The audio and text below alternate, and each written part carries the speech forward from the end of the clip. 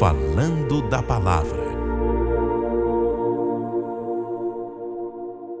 Olá, amigos. Bem-vindos aí a mais um episódio do nosso programa Falando a Palavra. Hoje estamos aqui com o pastor Luciano, pastor da Igreja Batista Nacional. E, pastor, seja bem-vindo ao nosso programa. Fiquei até impressionado quando eu fui ver o seu currículo aqui, o quanto que o senhor é ativo, né? Tanto na vida profissional quanto no ministério, né? São tantos compromissos aqui, tantas responsabilidades, né? Que eu acho que melhor o senhor falar um pouquinho, né? Além de pastor, o senhor também é promotor de justiça e lidera alguns grupos na igreja e alguns ministérios em específicos, né? Fica à vontade para poder se apresentar, tá? Bem-vindo ao nosso programa. Rodrigo, eu agradeço pelo convite, que muito me enobrece, e é sempre uma alegria estar num ambiente assim, onde o objetivo é falar a respeito do Evangelho, a respeito de Deus. Eu sou pastor, como você disse, né? Sim. Nós temos um chamado muito específico, que é trabalhar com casais e com família. Eu atualmente congrego na IBN Cristo Rei. Ela é pastoreada pelo presidente pastor Oswaldo Coutinho e faço parte dos ministros vinculados ao URMIBAN, aqui do Mato Grosso.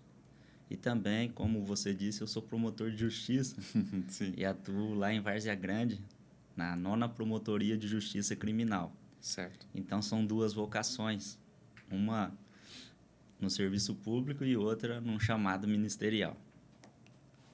Legal. Eu vi também que além ali o senhor também é presidente do Ministério Somos Família, né? E coordenador do curso de casais lá da Igreja IBN Cristo Rei e também líder do departamento de família, né? Poderia falar um pouquinho mais para a gente sobre esse trabalho aí? Sim, Rodrigo. Nós temos hoje aqui no Mato Grosso esse ministério, né? Somos família, e o objetivo nosso aqui no estado é ter literalmente uma clínica de restauração de casamentos. Firmamos uma parceria com o pastor Josué Gonçalves. O pastor Josué Gonçalves, ele trabalha nessa área da família já há mais de 30 anos aqui no Brasil. E ele tem lá em Bragança Paulista um trabalho que chama SOS Casamento, Curados para Curar, onde acontecem imersões com casais, e nós fizemos essa parceria com ele e hoje estamos com esse trabalho aqui no Mato Grosso. Nós temos já um espaço próprio, uma chácara, e lá estamos já bem avançado numa estrutura que vai funcionar aqui no estado do Mato Grosso. E já vamos para a 7ª imersão, onde já passaram pelo nosso trabalho aí, são aproximadamente 40 casais por imersão, então já mais de 250 casais estiveram conosco. E é interessante que muitos, eles chegam no SOS com literalmente já uma sentença de divórcio e outros com problemas sérios, e eles, na sua grande maioria, saem de lá acreditando no casamento, acreditando na família, e isso tem sido um motivo de muita alegria para nós.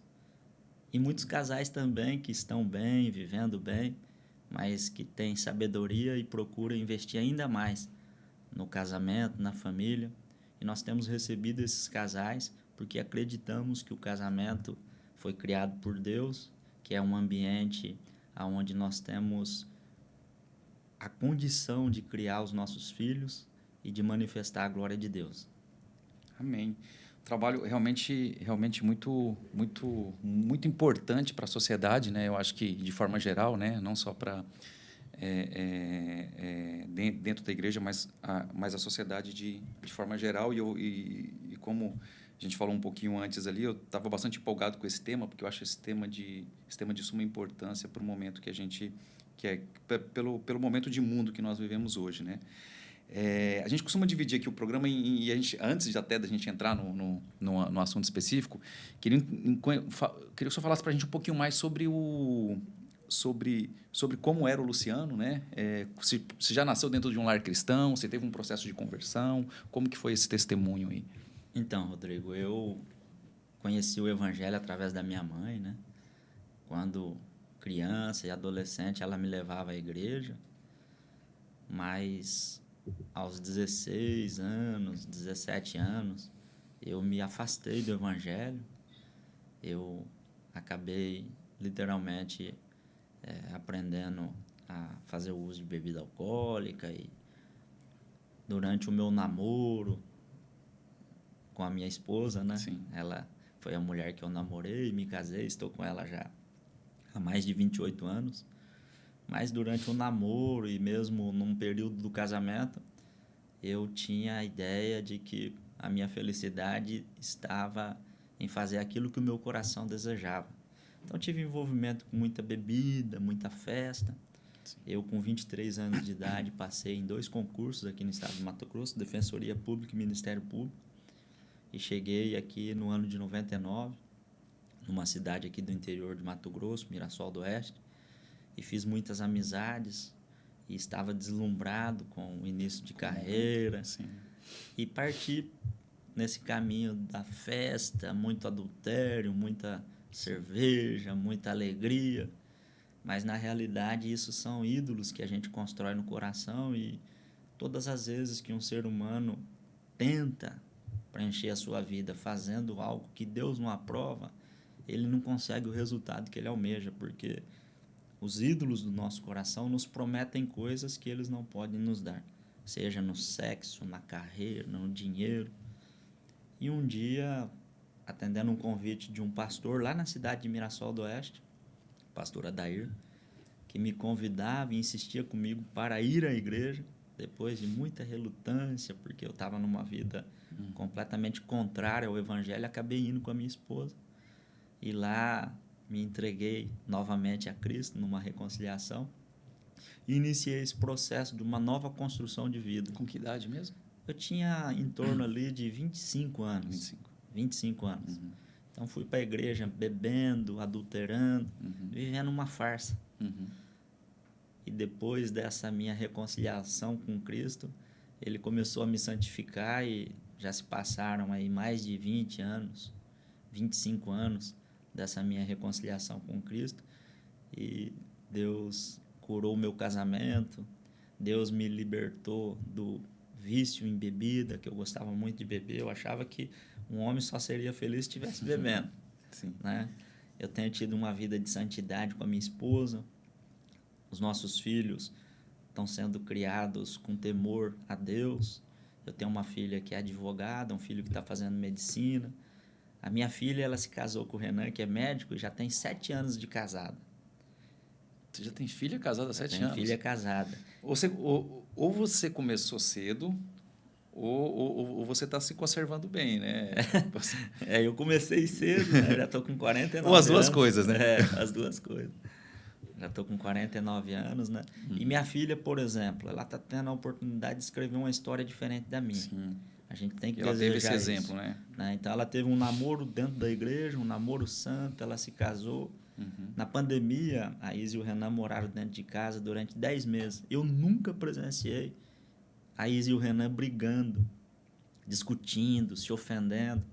Sim. Então, já está com uma história totalmente diferente do pai e da mãe, porque eu briguei muito. Se você perguntar se algum dia a minha esposa pensou em divórcio, eu digo que não, ela já pensou em me matar. Já me deu uma surra uma vez, com uma vassourinha. Legal. E em que momento, nesse momento da conversão de fato, eu queria chamar a atenção para 2 pontos aqui que eu acho importante no que o senhor falou, né?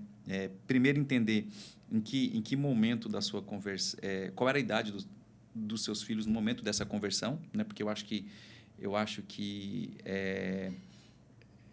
essa virada de chave, né? A forma com que vocês passaram a educar ou com que vocês construíram a educação dos seus filhos está sendo refletido na história da sua filha, né? Dela agora. Esse é um ponto. E um outro ponto é que eu vejo muita gente vivendo num momento de... assim, ele não consegue sair de um sentimento de condenação, né? Que ele acha que porque ele ainda está bebendo, ou ele acha que porque ele já conheceu a palavra lá atrás, ele acha que ele não pode recomeçar, né? Ele acha que não existe uma outra chance, que não existe um outro momento. Então, vamos por partes aqui, né?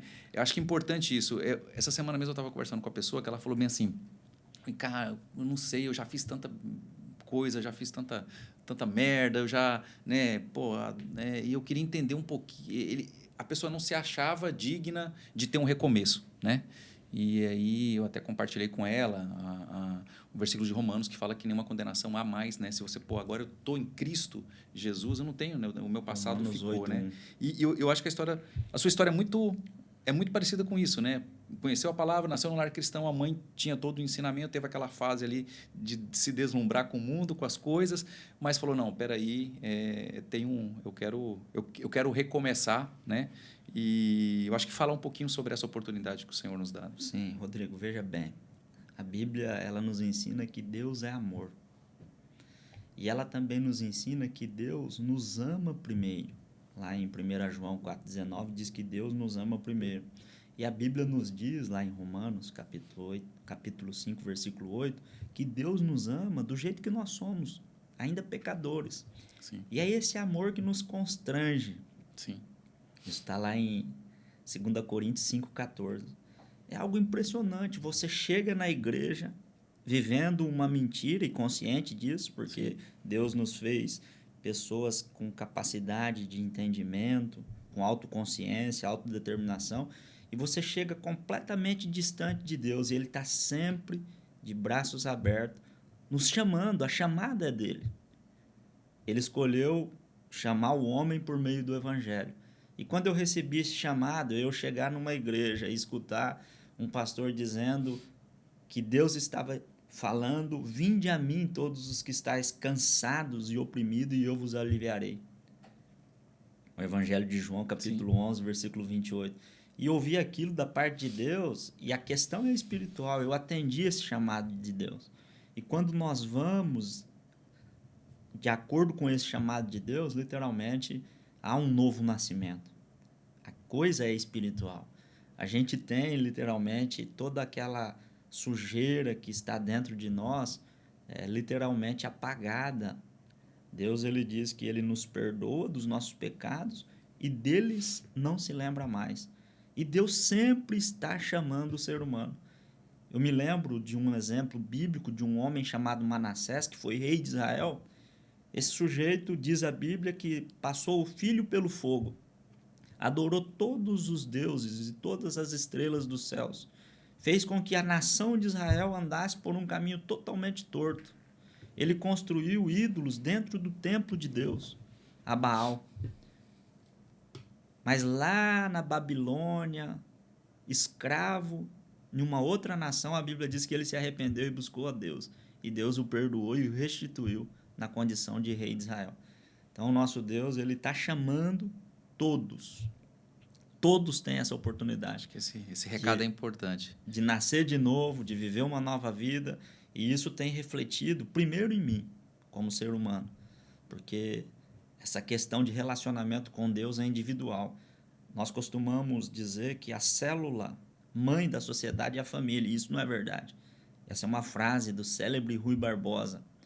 Mas a célula que começou tudo é um ser humano. Deus fez, né? Adão solteiro e não era bom, porque o próprio Deus disse que não era bom, mas era necessário.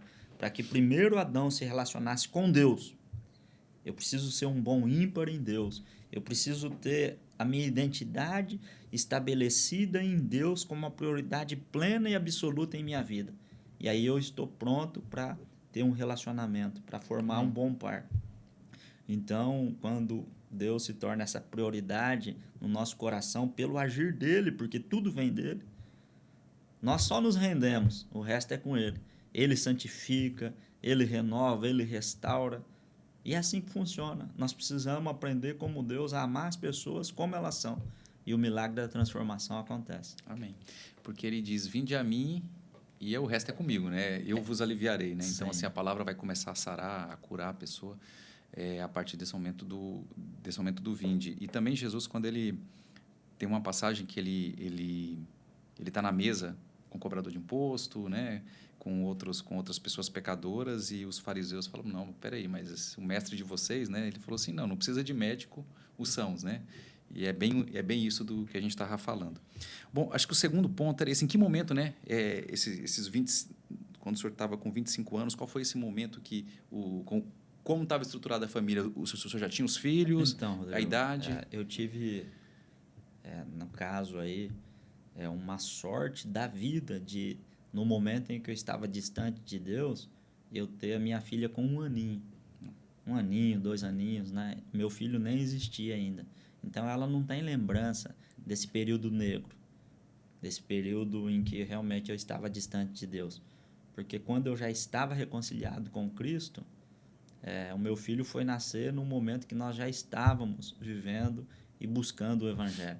Então, eles tiveram essa oportunidade de ser criado num lar e num ambiente onde os pecadores, porque somos pecadores, estavam se deixando trabalhar por Estava no Deus. processo, né?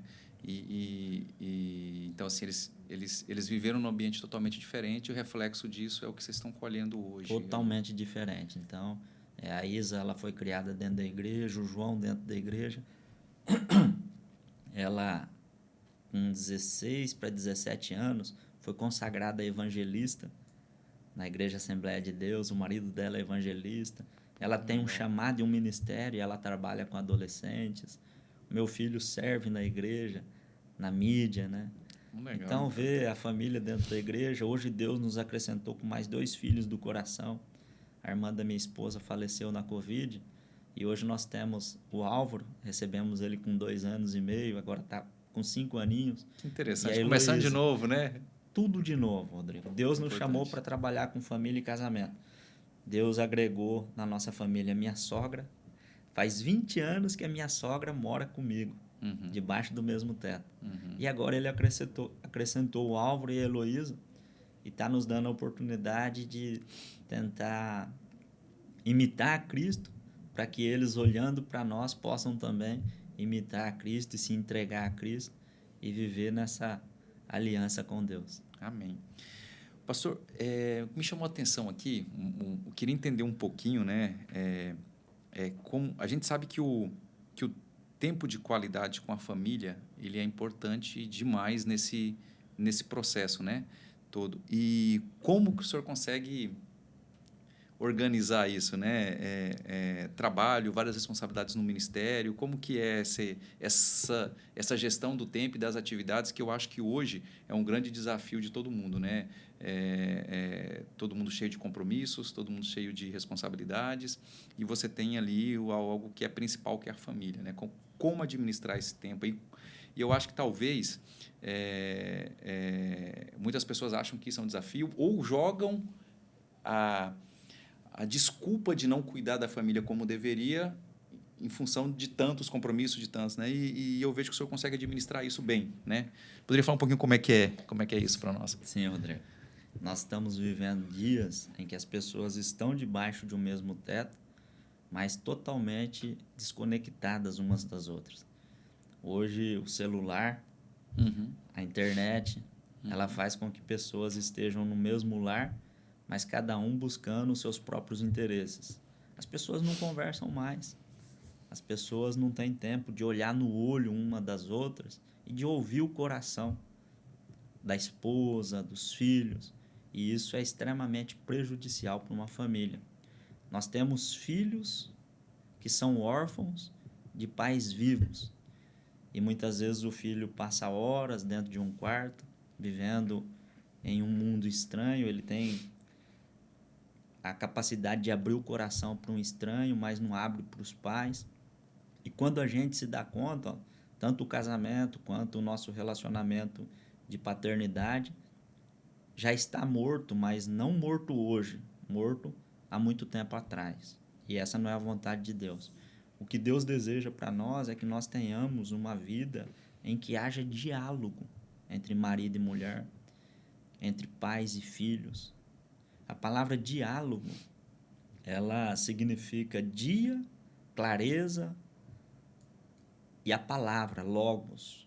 E não tem como eu conhecer o que está no coração do outro sem ter uma boa comunicação. A comunicação, ela é imprescindível para tudo na vida. Tudo que Deus fez foi por meio da comunicação, por meio da palavra. E disse Deus, haja luz. No princípio era a palavra estava com Deus, a palavra era Deus. A ponto de Deus dizer assim, eu sou a palavra sou eu. Sim. O Luciano é aquilo que ele fala, o que ele fala é o Luciano. E nós falamos aquilo que está dentro de nós. E nós não podemos viver numa família de adivinhação ou despreocupado com o outro, porque nós somos chamados para servir. Tudo que Deus fez é para servir. Então eu preciso servir os meus filhos, servir a minha esposa, e isso é possível por meio de um diálogo franco. Eu tenho que estar na mesa nas horas das refeições sem ter o celular, porque eu preciso olhar no olho de uma criança que Deus colocou no meu lar e eu preciso ouvir o coração dela. E às vezes o coração dela está ali clamando ali, E eu não tenho ajuda e você está disperso com E o outras ser coisas. humano busca tantas coisas e nenhum sucesso compensa o fracasso do meu casamento, da minha família. Eu esses dias chamei o meu filho de 20 anos, vamos jantar? E saímos nós dois para mim poder conversar e ter um tempo de qualidade com ele. Nós temos lá a Estância Zoe, que é um lugar que vai ter uma clínica para restauração de casamento e família, desse ministério Somos Um, Somos Família, onde nós levamos os casais para passar um dia conosco. Lá nós almoçamos junto, nós tomamos banho de rio junto, lá no Cochipó do Ouro. Legal. E no final do dia a gente estende toalhas na grama e a família faz um piquenique junto. Porque nós estamos perdendo esse valor que deve ser a prioridade. Depois de Deus, vem o meu casamento, vem a minha família. Então é isso que precisa, para que a gente tenha uma família saudável, né? O senhor falou algo aqui que eu até anotei, né? Que às vezes a família está no mesmo ambiente, está no mesmo local, está em casa ali na sala, e cada um com seu celular. O senhor falou um negócio interessante, cada um procurando os seus interesses, né? Então, assim, o filho está ali vendo sobre jogo, sobre futebol, a esposa vendo sobre culinária, sobre outra coisa lá, seja lá qual for o interesse, o marido vendo sobre política, né? E apesar de estar no mesmo ambiente, não tem esse tempo, esse momento de qualidade, né? Essa questão de fazer como, não como comum ou como simples, o momento do almoço, o momento do jantar, o momento do café. Eu acho que essa comunhão, essa aí, como o senhor mesmo bem falou, com relação à clareza do diálogo, né? As famílias estão perdendo isso, né? Fica cada um no seu mundinho, cada um no seu interesse e não tem esse tempo de qualidade. Olha que coisa interessante. Quando Deus criou Eva, ele fez para que Eva e Adão se tornassem um. E quando Adão e Eva se tornou um, Deus liberou no casal a possibilidade deles criarem um outro ser humano. Então a família humana se completa assim como a família divina. Nós temos o Pai, o Filho e o Espírito Santo. E a família divina tem como reflexo a família humana. O propósito da nossa existência não é para viver o eu. O eu, Deus já disse, não é bom. Por que não é bom? Porque o eu, ele diz assim, eu preciso cuidar de mim mesmo. Eu preciso ter um tempo de qualidade para mim. Eu preciso fazer aquilo que eu gosto. O meu corpo, as minhas regras, eu mato em nome daquilo que eu quero.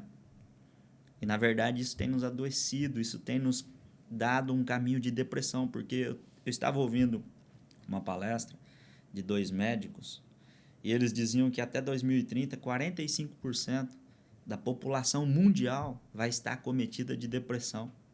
Por que depressão? Porque nós estamos vivendo fora do propósito para o qual fomos criados. Enquanto o ser humano correr atrás dos seus próprios interesses, ele vai adoecer. Tudo que Deus criou para servir. E tudo que existe para servir. Esse copo foi criado para nos servir. O celular para nos servir. O carro para nos servir. Esse microfone, todo esse aparato para nos servir. E o ser humano foi criado para servir outro ser humano. O propósito não está no eu. O eu tem que morrer. O propósito está no nós. Eu tenho que viver Eu costumo brincar assim, ó, todas as vezes que eu vou ministrar numa igreja. Eu digo assim, todos os homens agora vão repetir aqui comigo. Primeiro Deus, depois a minha sogra e depois eu. Então, na prioridade de Deus, o meu eu sempre tem que ceder espaço para o nós. A Bíblia nos orienta a não buscar os nossos próprios interesses, mas buscar primeiro o interesse do outro. Não é à toa que o segundo mandamento é amar o próximo. Amar o próximo. Nunca a Bíblia nos mandou amar nós mesmos. E tem gente que acha que eu preciso me amar para depois amar o próximo. Não. Você já é naturalmente um amante de si mesmo. Você Porque o mandamento é amar o a próximo, Deus amar acima de todas as coisas e ao próximo como a ti como a ti mesmo. mesmo. Não é Ou seja, pra... ele te manda amar o próximo, mas não precisa te mandar amar, porque ele já sabe que você Pelo se contrário, ama. Né? pelo contrário, a Bíblia sabe que você é um amante de si mesmo. Você é egoísta por natureza. É difícil, por exemplo, eu dentro da minha casa, ter que ceder o espaço que literalmente é meu, eu comprei, eu sou o dono, e ter que dividir com a minha sogra. A minha sogra, ela tem preferência, porque eu acabei de dizer que primeiro Deus, depois a minha sogra e depois eu, ela escolhe o lugar que vai sentar e o que sobra é meu. É difícil eu ter uma criança no meu dia a dia, de frente com uma televisão que eu comprei e eu quero assistir, e esses dias nós estávamos no sofá, eu, o Álvaro, e ele tinha chego primeiro, e eu fui bem devagar com a mão. Na hora que eu pus a mão no controle, uma criança de 5 anos, ela falou assim, oxe, eu cheguei aqui primeiro. E aí eu tenho que entender que eu não estou ali para querer me impor em cima de uma criança. Corrijo sim, à luz das escrituras. Mas eu estou ali para servir. Eu estou ali para dar preferência para o outro. Eu não estou ali para querer mudar o outro, querer fazer com que a minha vontade se imponha sobre o outro. Eu estou ali para amar o outro primeiro como ele é. E o milagre da transformação no outro é Deus quem faz. E aí a família passa a viver dentro daquilo que nós chamamos de uma unção celestial de comunhão.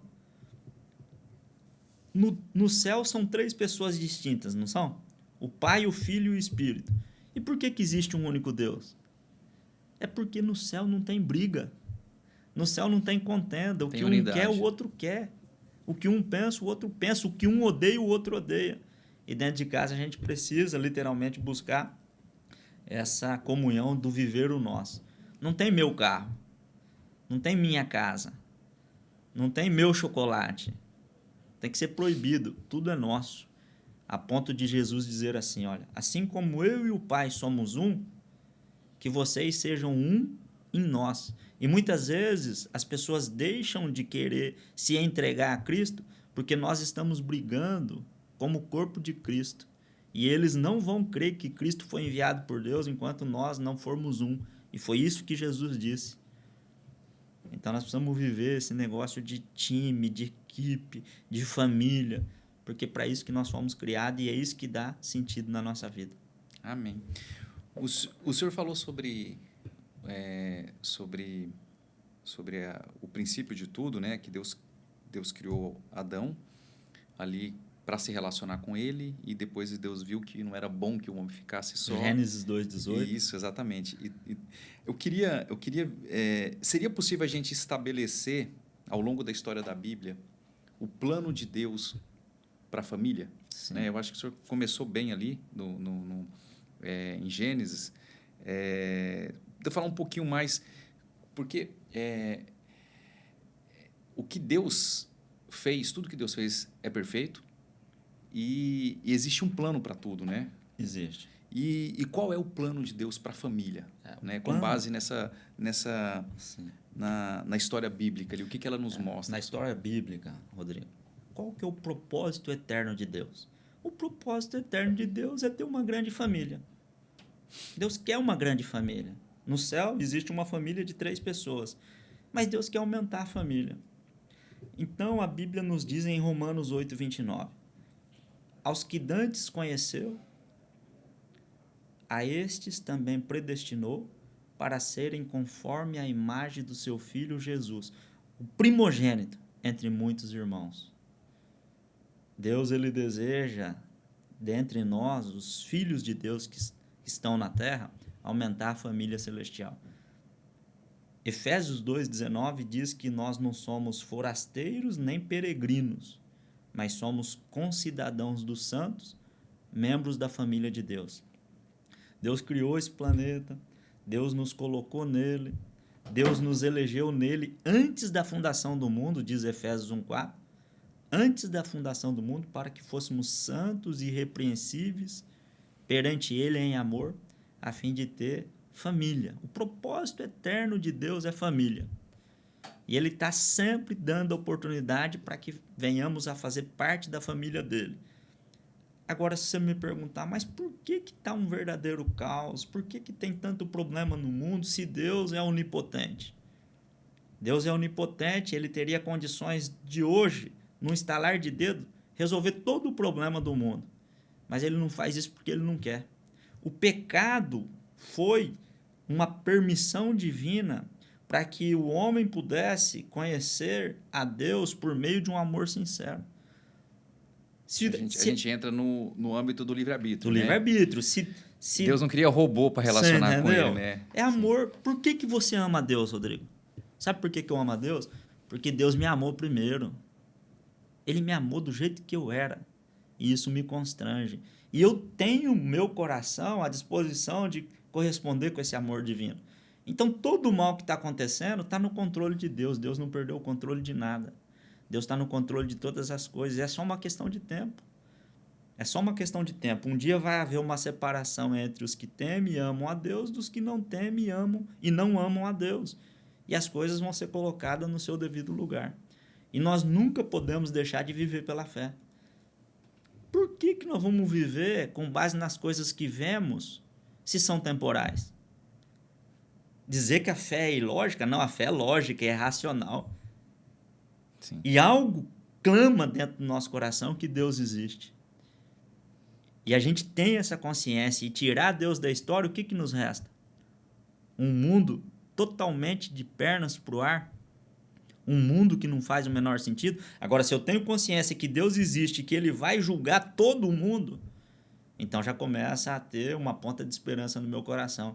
E eu, sinceramente, não vejo a hora de estar diante de Deus, de estar reunido com os santos e de ver essa separação entre aquilo que é de Deus e aquilo que não é de Deus, para que as coisas possam realmente fazer sentido. Legal. Eu acho que ficou muito claro respondido o plano de Deus, né? E o senhor citou sobre a questão de Jesus ser o primogênito dessa família, né? Então, Deus materializou o verbo, veio ao mundo. Ele veio como unigênito. Como unigênito, a Bíblia diz lá em João 3,16 que ele veio como unigênito. Ele era o único filho de Deus. Adão, em Mateus, na genealogia, ela vem de Cristo até Adão. Adão, filho de Deus, mas ele perdeu essa condição. Ele estava numa condição de filho de Deus, mas perdeu a condição de filho de Deus. Mas ele passa a ser filho de Deus por adoção através do único filho de Deus, que é Jesus. Ele entra como unigênito, mas ele sai como primogênito. Primogênito de muitos irmãos. Sim. Assim, explorando um pouquinho mais o assunto da família, né? Eu acho que a família ela tem um papel importante na sociedade, não só dentro da igreja, no ministério, mas as famílias bem estruturadas ela tem uma importância muito grande na sociedade. Sim, né? Rodrigo. E eu acho que o trabalho que vocês fazem ele tem essa contribuição, né? É aquilo, porque uma família bem estruturada, ela passa a ser exemplo para outras famílias, né? E a gente ajuda a construir uma sociedade maior, melhor. Queria que você falasse um pouquinho sobre isso, né? Sobre a importância da família como espelho, como melhoria da sociedade, e também traçando um paralelo com isso, que eu acho que é onde o diabo vê a principal oportunidade dele destruir a sociedade, que é através da destruição da família. Então, vamos lá, Rodrigo. Olha que coisa interessante. Os americanos, eles fizeram um estudo de 5 gerações de 2 homens que foram contemporâneos. Eles viveram no século XVIII. Um chamado Max Jukes e um chamado Jonathan Edwards. Um ateu, um filho de pastor e pastor. Max Jukes, ateu, casou com uma mulher que não tinha valores cristãos, criou os filhos proibindo eles de frequentar a igreja. O outro, filho de pastor, casado com uma mulher cristã, criou os filhos dentro da igreja. E os americanos fizeram esse estudo da árvore genealógica desses 2 troncos de pessoas que tinham um estilo de vida diferente até a 5ª geração. 540 descendentes de Max Jukes e mais de 1.100 descendentes de Jonathan Edwards. A diferença é espantosa.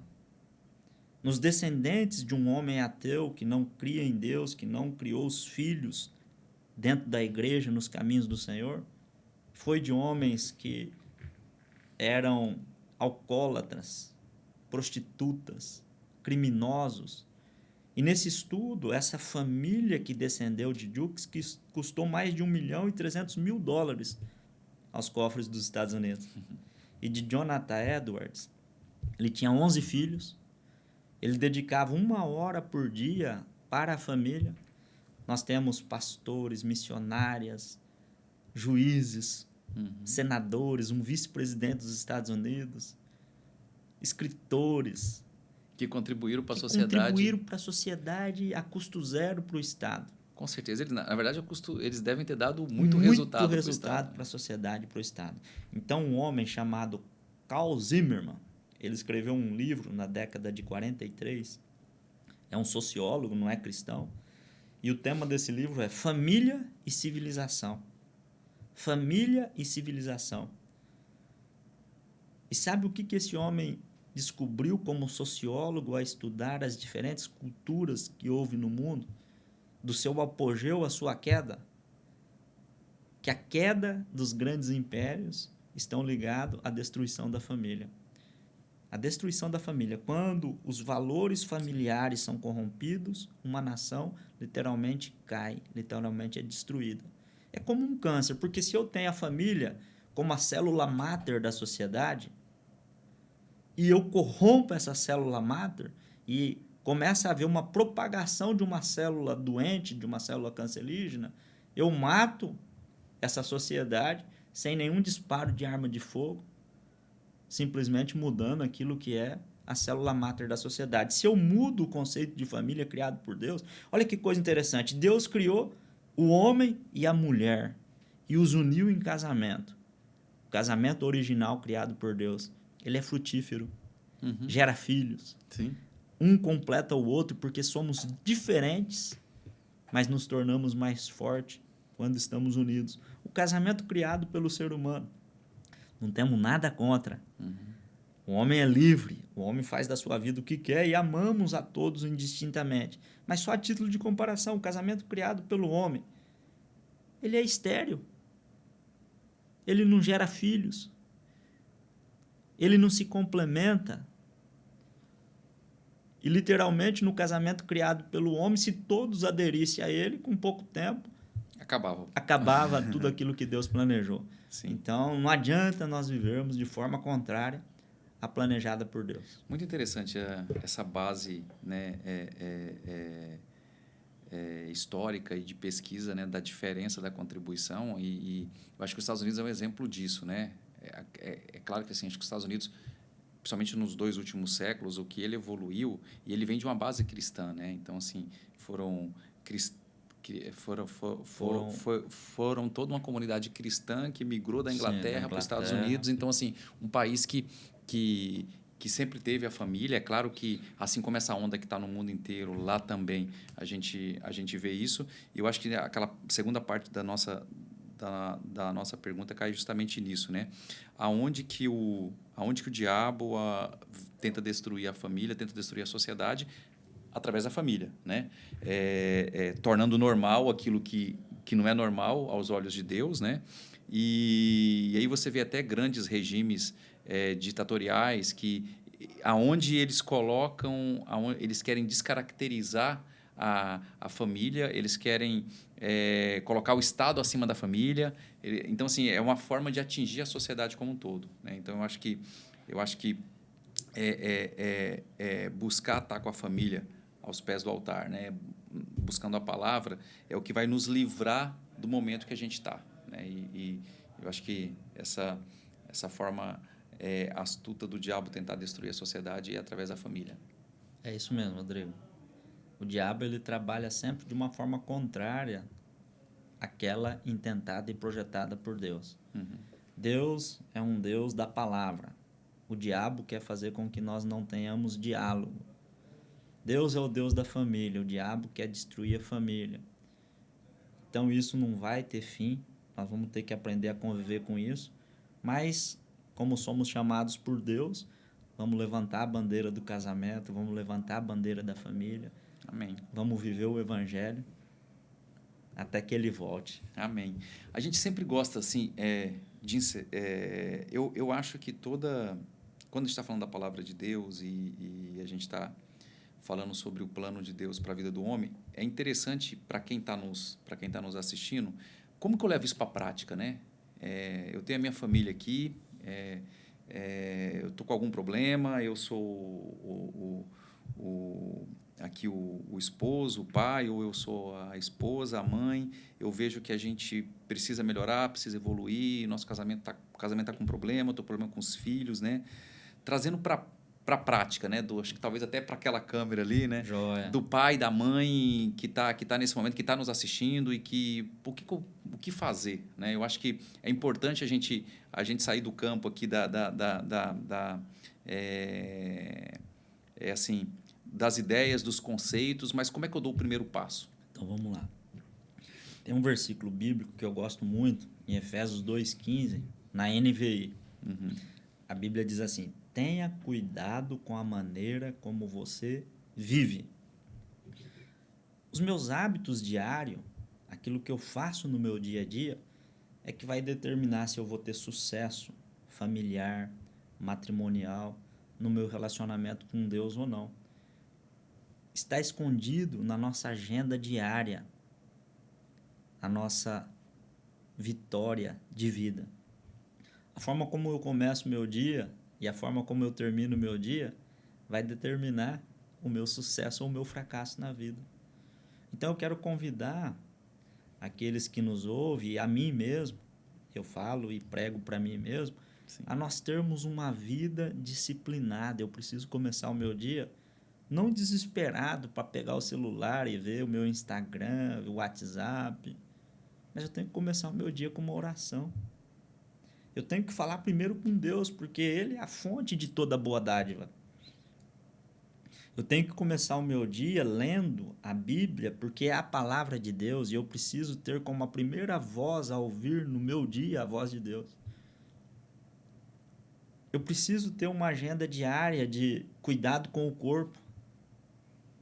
Eu tenho que colocar um pouco de exercício físico na minha agenda. Eu tenho que colocar boa alimentação, a gente morre pela boca.